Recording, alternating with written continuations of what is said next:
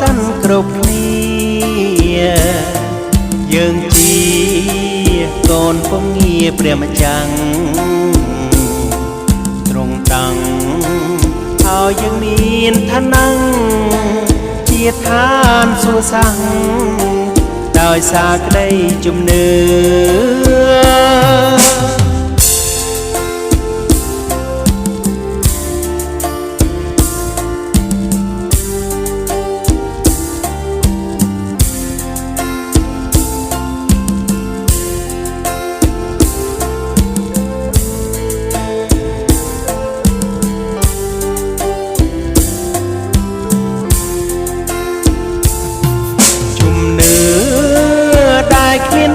ប្រព្រឹត្ត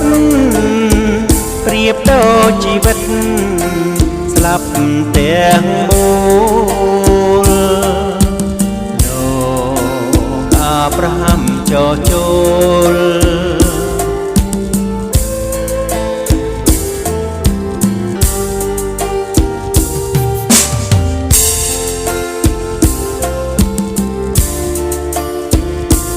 គំរូច្បាំងឲ្យយើងបានកោតខ្លាចមកនឹងការអនុវត្តជាផ្លូវបរិសុទ្ធនាំឆ្ពោះទៅសុគ៌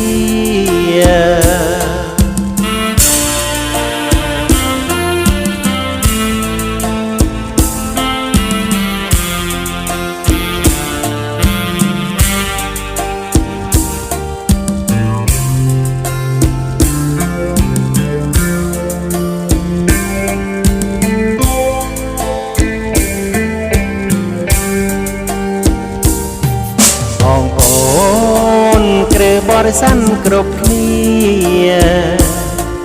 យើងជាកូនពងងារព្រះម្ចាស់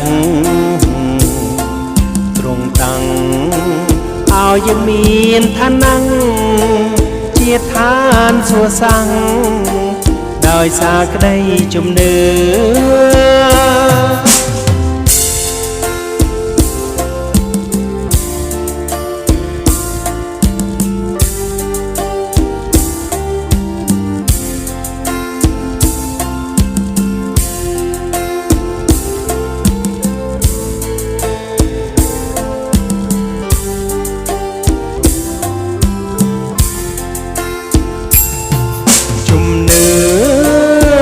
គ្មានការប្រព្រឹត្ត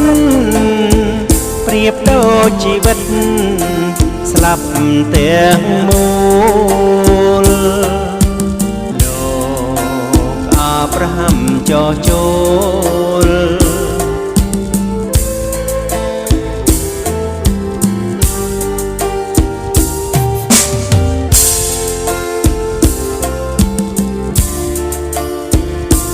គំរូច្បាំងឲ្យយើងបានកោតខ្លាចមកនឹងការអនុវត្តជាផ្លូវបរិសុទ្ធនាំឆ្ពោះទៅសុគ៌ជាផ្លូវបរិសុទ្ធនាំឆ្ពោះទៅសុគ៌